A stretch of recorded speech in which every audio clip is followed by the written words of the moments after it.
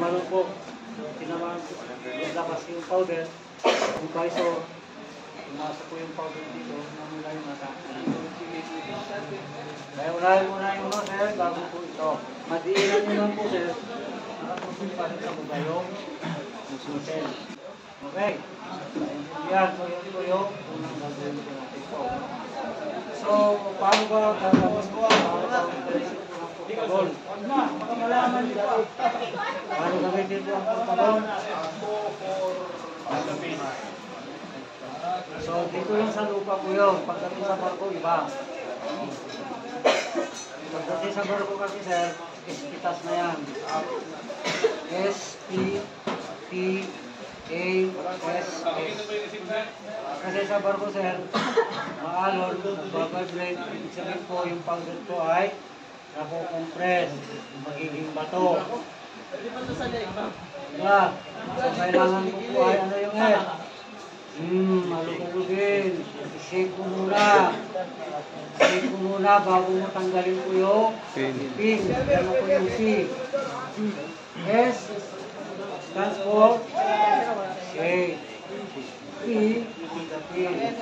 Bago mo galin sa apusin, testingan mo muna po. Test. Awag ng nozzle din, isang kadit lang. Ano po ang pasok?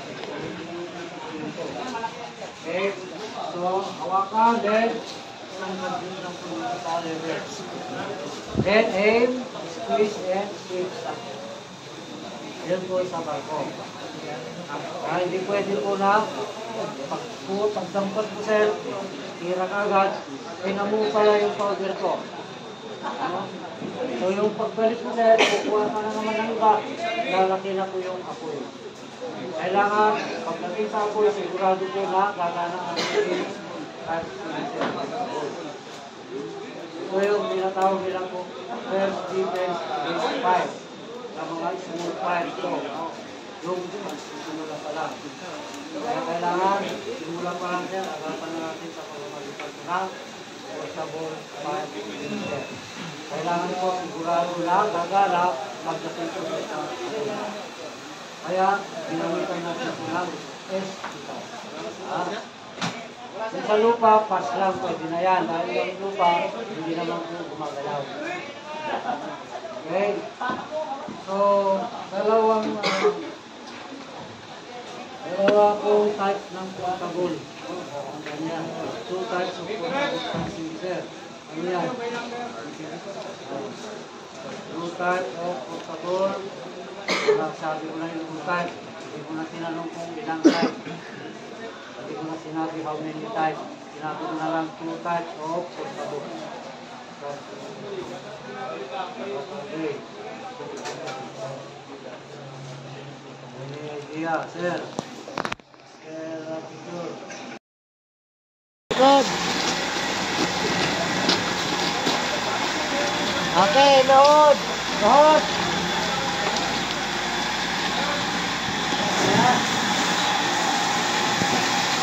Okay.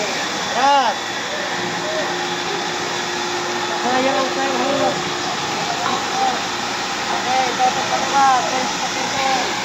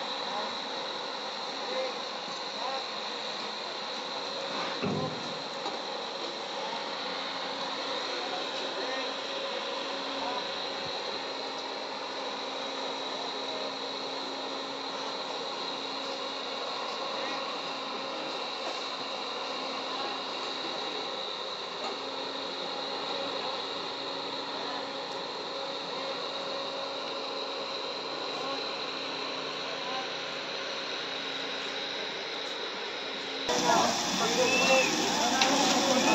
kasama na yung ano. Yung 13 ba? 13. Yung 4, ito. Okay, sulit! Sulit! Tama na ako! Tama na ako!